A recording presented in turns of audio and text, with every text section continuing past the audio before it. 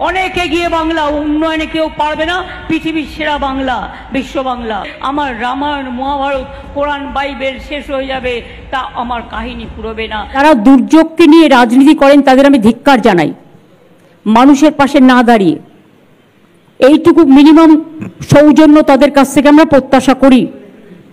উত্তরাখণ্ডে অত ধস নামার পরেও, অত মানুষের মৃত্যুর পরেও আমরা কিন্তু একটা কথাও বলিনি। বলতে পারতাম, দিল্লিতে যখন জলে টুবুটুবু আমরা বলতে পারতাম, মহারাষ্ট্রে জলে টুবুটুবু আমরা বলতে পারতাম, ইউপিতে জলে টুবুটুবু আমরা বলতে পারতাম। উত্তরাখণ্ড বৈষ্ণো মাতার মন্দির থেকে শুরু করে সব জায়গায় ধস নেমেছে, আমরা বলতে পারতাম। কিন্তু জেনে রাখবেন, ভদ্রতার একটা সীমা আছে। রাজনীতি করলেও আমাদের রাজনৈতিক সীমা লঙ্ঘন করা উচিত নয়। এবং প্রকৃতি আমাদের হাতে নেই, মনে হচ্ছে প্রকৃতিটাকেও আমরা কন্ট্রোল করি।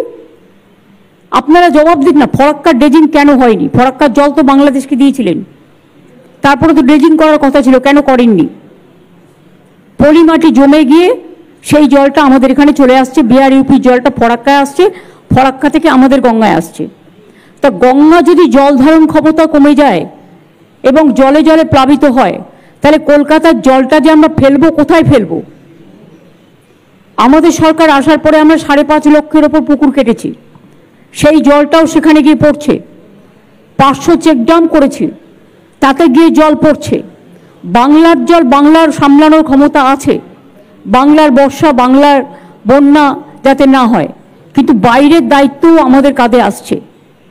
তার উপরে এই অসম্ভব প্রাকৃতিক দুর্যোগ, 4-5 মাস ধরে বর্ষা চলছে কন্টিনিউয়াস। গ্রীষ্মকালটাও বর্ষাকাল হয়ে গেছে, শরৎকালটাও বর্ষাকাল হয়ে গেছে। এমন একটা অবস্থা যে বর্ষার মধ্যেই, দুর্যোগের মধ্যে বর্ষাও তাড়াতাড়ি এসছে এবং পুজো এবার তাড়াতাড়ি এসছে, এবং সেই জন্যেই মানুষকে সাফার করতে হচ্ছে। যেহেতু কলকাতায় আজকে এত দুর্যোগ হয়েছে বা একটু আশেপাশে, মেট্রোর কাজ হচ্ছে, আমাকে এনকেডিএ থেকে বলা হলো এবং হিটকো থেকে, তাদের সমস্ত মেটেরিয়ালস পড়ে সমস্ত নালীগুলো বন্ধ হয়ে গেছে, ফলে এনকেডিএটা ডুবেছে। এনকেডিএর এরিয়াগুলো, হিটকোর এরিয়াগুলো, এটা আপনাদের মাথায় রাখতে হবে। যারা একটা কাজ করে তারা দিনের পর দিন রাস্তার মধ্যে পাথর ফেলে রেখে দেয়, বালি ফেলে রেখে দেয়, মেটেরিয়াল ফেলে রেখে দেয়, ফলে জলটা বেরোবার জায়গাটা হয় না, আর বৃষ্টি হলে সেগুলো নালায় ঢুকে যায়। এটা দায়িত্ব তাদের নিতে হবে, যারা এর জন্য দায়িত্ববান, দায়িত্বশীল। আপনারা নিজেদের লোকেদের বলুন একটু দায়িত্বশীলতার পরিচয় দিতে। আমি এটা বলতাম না যদি আপনারা নিজেরা রাজনীতি না করতেন।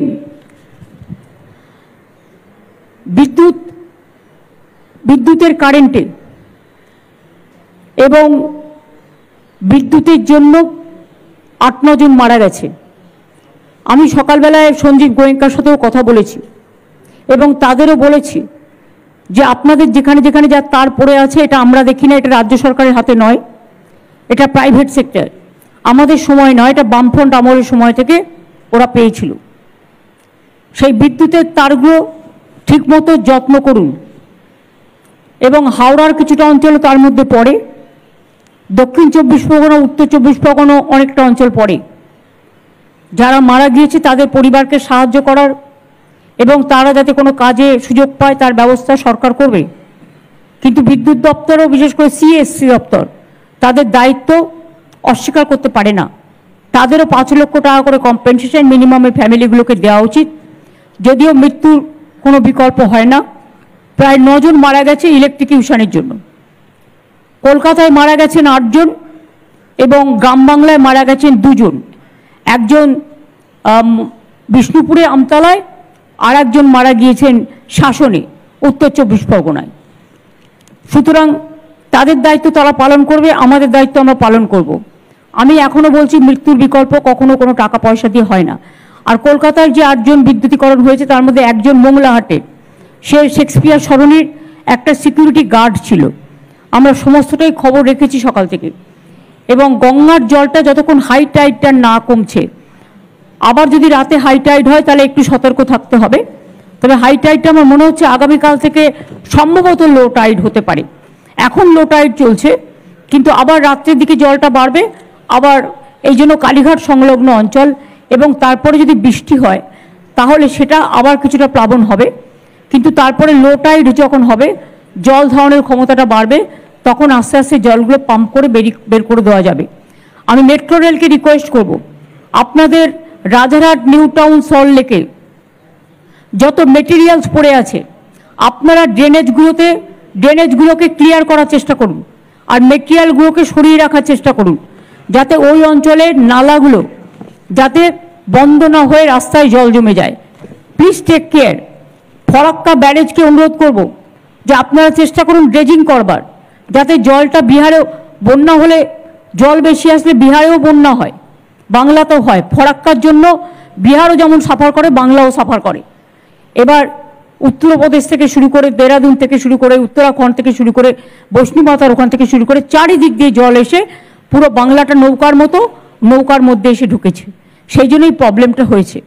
কাজেই আমরা দুঃখিত এবং মর্মাহত যে এই দুর্যোগটা পুজোর সময় হচ্ছে বলে।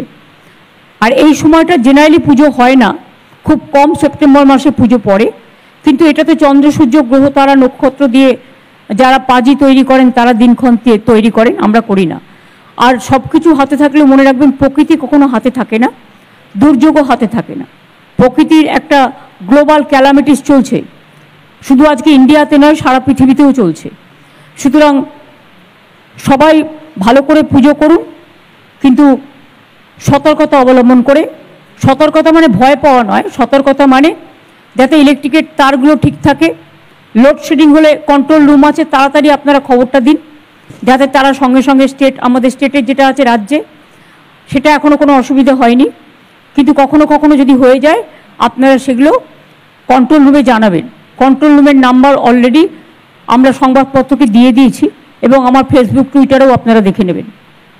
এবার আমি অনুরোধ করব যে জেলার আমার বন্ধুরা পুজো কমিটিগুলো অনেকক্ষণ ধরে, দীর্ঘক্ষণ ধরে অপেক্ষা করছেন, আর তাদের অপেক্ষা করা নয়, কারণ অনেক পুজো আছে। সুতরাং কলকাতায় আমি আজকে বাতিল করেছি, কিন্তু ভার্চুয়ালি করছি বলে জেলাগুলোকে আমি বঞ্চিত করতে পারি না, এবং তাই কলকাতার প্রতি সহমর্মিতা জানিয়ে এবং মর্মাহত আমি, আমাদের সবাই রাস্তায় আছে, প্রশাসন থেকে শুরু করে সকলে, আমি অনুরোধ করব শান্তনুকে, আইএনসিএ দপ্তরের প্রিন্সিপাল সেক্রেটারি এবং পাওয়ার ডিপার্টমেন্টের, এবং ইন্দ্রনীল সেন আমাদের মন্ত্রী কালচারাল ডিপার্টমেন্টের এবং ট্যুরিজম ডিপার্টমেন্টের, তারা তাদের পুজো কমিটিগুলোর নাম ঘোষণা করবেন এবং কে কোথায় আছে সেটা ঘোষণা করবেন। আর আমি স্ক্রিনে দেখে নেব আপনাদের পুজোগুলো, যেমন আমি দেখতে পাচ্ছি এখন মাতৃমূর্তি এবং যারা উপস্থিত আছেন তাদের, আমি তাদের স্পষ্ট দেখতে পাচ্ছি, তাদের নাম যারা যারা যেখানে উপস্থিত আছেন এবং পুজোগুলোর নাম। প্রথমে পুজোগুলোর নাম বলবেন শান্তনু, এবং শান্তনুর পরে ইন্দ্রনীল বলে দেবে কোন পুজোতে কে উপস্থিত আছেন, তারপরে ওটা আমি একবারে উদ্বোধন